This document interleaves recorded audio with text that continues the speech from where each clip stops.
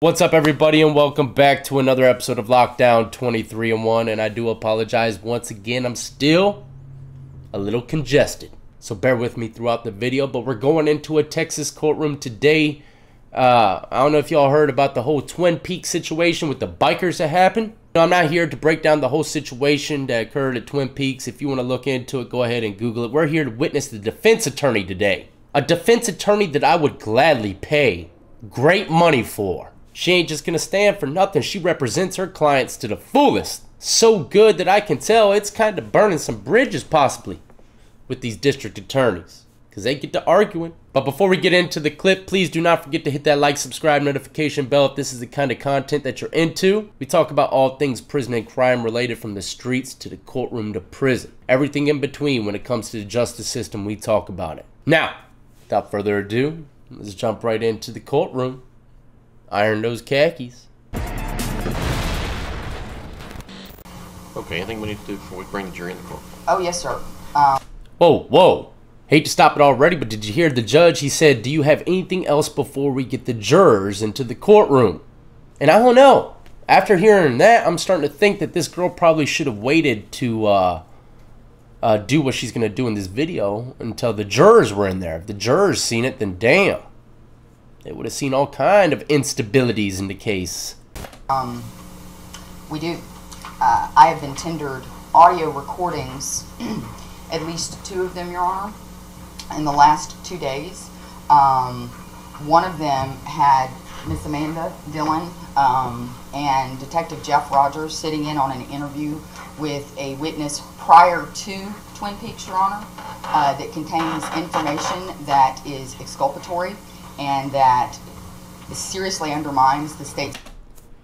Look at the girl that she pointed to with the blonde hair. She starts shaking her head. The attorney is saying they have recordings. Recordings from before and after the Twin Peaks incident. That's going to show some inconsistencies of how this was played out. But watch the girl's hair in the bottom corner. She's shaking her head. Someone blames someone for something and they start shaking their head immediately. I don't know. That's almost like a sign of guilt to me, in a sense. At least in the courtroom. Theory of prosecution. First of all, Excuse me. I'm going to object. May I finish? No, I'm going to object to the statement right there. These interviews happened after the Twin Peaks shooting. Any assertion of otherwise would just be a flat lie. Well, May I finish? I'm sorry. Make the record, Judge. you may make a record. Thank you. There are 2 interviews with this particular individual, one prior to Twin Peaks and one after Twin Peaks. Judge, I'm going to object. That's a misstatement of the facts. We can play them in open court. Ooh, he's objecting, saying that that's not the facts. Both of these recordings happened after the Twin Peaks situation, but she begs to differ. We could play these jonks right now. But the point, Your Honor, is look that at them. They're all discombobulated. Including Mr. Jarrett and Miss Dillon and Mr. Reyna are sitting in a room where witnesses 2 years ago, 2.5 years ago, are making exculpatory statements. And they say that they don't have possession of the recording, but they had actual knowledge of the contents of the recording. And I'm happy to recite page and verse, Your Honor, of the witnesses and the statements that they've made that frankly should have prevented the state from sponsoring the testimony of all 3 of their quote-unquote experts, and would have materially changed my cross-examination of every witness that has testified, save for the first young woman who was a waitress at Twin Peaks. No, she was a cook at Twin Peaks. I mean, I don't know how this isn't Brady, and it is certainly willful. And that fine line of saying, well, we didn't have the recording, you were there. They were physically present in the room when those statements were made.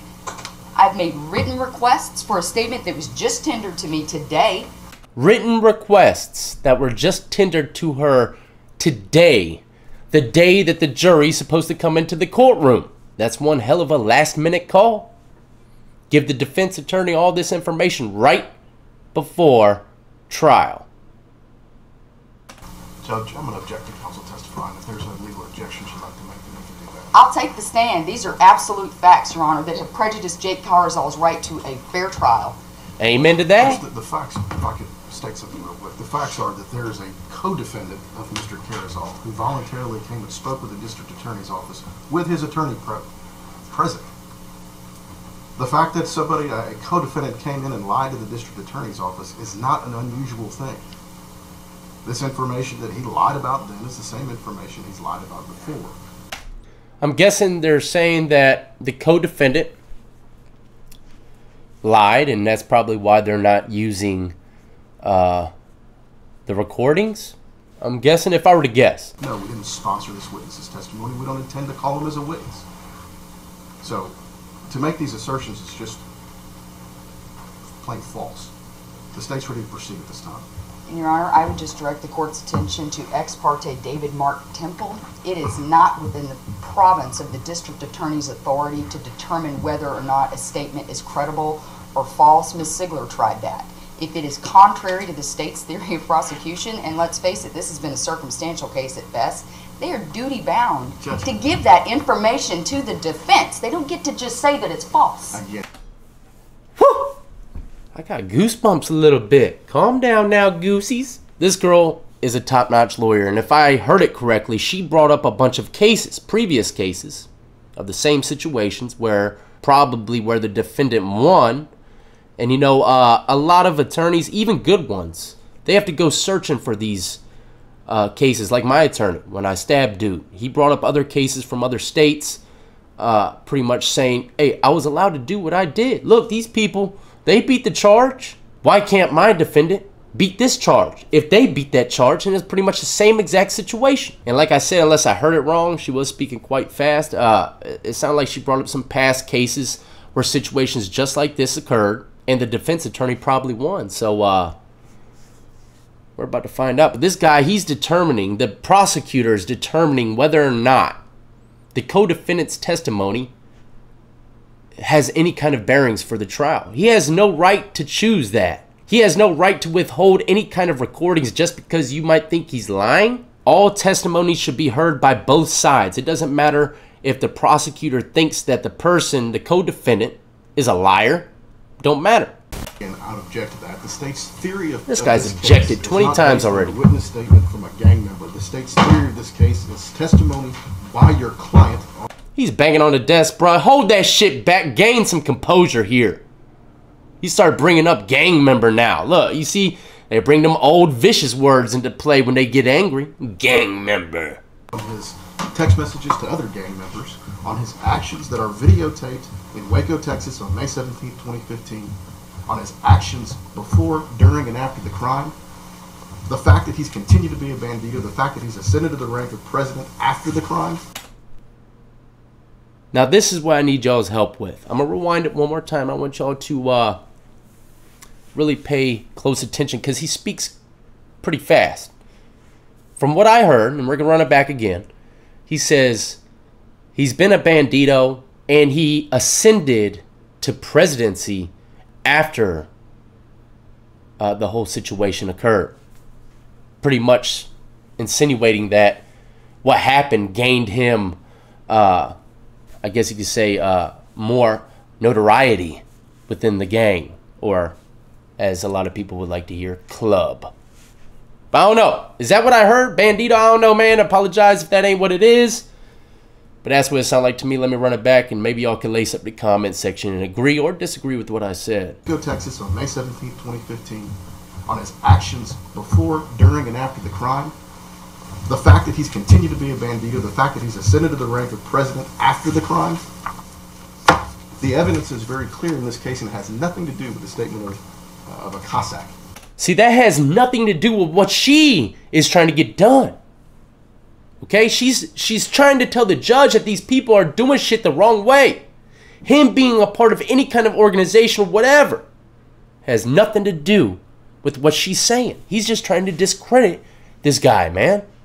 One of his co-defendants. Your Honor, how many times has a state-sponsored testimony that the conflict at Twin Peaks was about a Texas bottom rocker? 3 separate times. And he can say it's a co-defendant, it's a Cossack. This man was a Cossack, and he's saying that there was no conflict over the Texas rocker. What effect does that have on the state's theory all the way up until now? Because we heard so much testimony about that Texas bottom rocker, and they've got evidence of a Cossack saying, and even a non-club member saying that he was present at their patch party, and there was no beef over any Texas bottom rocker. That is wholly inconsistent with the state's theory of prosecution. Bottom rockers. Go watch that episode I did with the dude getting ran up on at the gas station. I don't know if he had a bottom rocker. He didn't have no bottom rocker, I don't think. But he had a Sons of Anarchy top rocker with the logo in the center. Obviously, it was just some memorabilia, but someone ran up on him. He's like, "You're lucky you don't have that bottom rocker. It would have been an issue. You should still take it off." And dude took off his damn vest. And crazy-ass video. But anyways, there are plenty of situations where I'm sure people have died over those rockers. You know what I mean? But she's over here trying to dispute that was over a rocker at all. Judge, the information that Ms. Gautreaux received this morning is confirmation from confidential informants that are very well connected to a certain organization that this was over a Texas bottom rocker. Confidential informants. Wake up! All you organizations, clubs, whatever you want to call it. I don't care what it is. Best believe there's some confidential informants in that money. To say otherwise is just untrue. So in addition to the allegation under Brady and Maryland, Brady v. Maryland, Kyles v. Whitley, it's 3.09D. The prosecution must turn over evidence that is exculpatory, that is inconsistent with their theory, irrespective of their assessment of the credibility of it, Your Honor. I'd like the court. I'd like to know how long they had it and why they didn't give it to us. Whew. Hey, look. So yeah, that's right. You know, it doesn't matter if they think that the credibility of these witnesses are no good or not. They need to have every last witness testimony to help their defense. She's absolutely right. I have a stack of subpoenas trying to get this stuff, Judge. And then suddenly it appears at this last hour? You were in the room. Okay. She has a stack of subpoenas trying to get this stuff. But they bring it up right now. Right before the jury is about to come into the courtroom. Yeah, I don't think so. There's some sneaky stuff going on here. What relief are you asking the court for? I would like the court to dismiss the charges for prosecutorial misconduct, for willfully hiding and sitting on information that completely guts their case, Judge. I've outlined all three of those men's statements. I mean, I don't see how there's anything fair about this. They were in the room. You were there. Homeboy's neck's getting red. You know he's mad. Actually, Ms. Gautreaux, if you want to listen to that tape again, Mr. Rand, I left the room shortly after he started because he's such a liar. Miss Dillon was there the whole you just time. said I was. You started there. Well, you didn't announce your presence or your exit. Okay. But you knew. All right. I knew a liar was in a room. You're correct about He's that. lying because it's inconsistent with your theory. Yes. My theory is your client committed a crime. He text messaged you before and I have after a the theory crime. about his committing crimes. Okay. Let's address the. I swear to God, I'm going to start beating on some desks next time I'm in the courtroom. Court. Let's not Your Honor, respectfully. be arguing between the attorneys. That did. Hey, Then the defense's motion to dismiss is denied at this time. damn. Anything Motion else to be dismiss accepted is for the denied. jury in the court? Your Honor, at this point, if my motion to dismiss for prosecutorial misconduct and the willful hiding of exculpatory evidence is denied, I need a continuance so I can read the information that I've just gotten this morning. I don't even know what's in this report, Judge.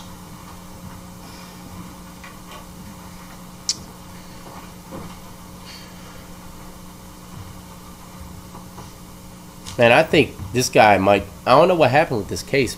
I'm going to have to do some more research, but Then we'll take a 45-minute recess at this time. 45-minute recess. So, I mean, they might have a great chance later on, maybe in higher court, federal court, appeals, or something like that, to definitely beat this case, especially off of how she's saying. You know, she's really painting the picture good, man. This is not how the process is supposed to go. This is not a fair trial. They need all witnesses' testimonies, whether you think they're false or not. It's criminal. It's criminal and it's unethical. It's criminal. What you're doing, both of you are doing, is criminal. What did he say? Did he say shut your mouth? Did he say that? It's criminal. It's criminal and it's unethical. It's criminal.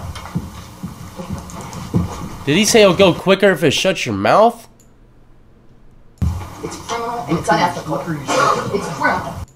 He says something, shut your mouth. I don't know, but damn. Whew. Now, can you imagine if that's a court-appointed attorney? Even though I know almost for a fact it's not, you know, but that's the end of it. There ain't nothing else to this. I hope you enjoyed, you know. I mean, that's what a good attorney looks like, ladies and gentlemen. If your attorney ain't acting like that, man, I don't know. There's going to be a lot of drama behind the scenes with this one. The judge had to take a recess. He probably has to think about all this shit.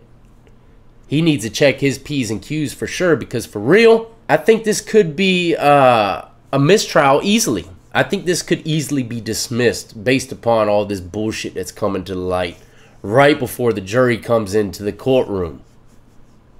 It's not fair, man. And in America, it's supposed to be fair.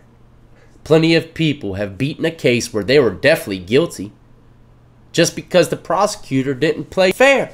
Same with officers. There's been plenty of situations where they did illegal search and procedures, even though they found a lot of crazy shit. It don't matter, because you didn't play by the rules. You didn't play fair. You cheated in this game called Streets. The gangsters ain't got too many rules, but the cops definitely do. And the lawyers, and the district attorneys, all of these people have a process they have to follow. That's why we have so many laws, codes, and all this, that, and third, because of situations like this. You know, petty shit. But the petty shit can mean a lot when you're facing life in prison. So even though there's a ton of laws and different kinds of ways to handle these situations, you have to follow them. If you don't follow them, then you're going to lose. Simple as that. But let me know in the comment section how you feel about this video, how you feel about the attorney, how you feel about the prosecution. And as always, ladies and gentlemen, please do not forget to hit that like, subscribe, notification bell before you leave. Check out all the links in the description of the video. Add me up on Twitch, Twitter, Instagram. Go buy yourself some Lockdown 2301 merchandise off of Teespring. Got some new stuff coming. And of course, I salute to every last one of you who've been supporting me since the beginning, and everybody who's just now joining the Lockdown compound. Y'all be easy, be safe, and stay free.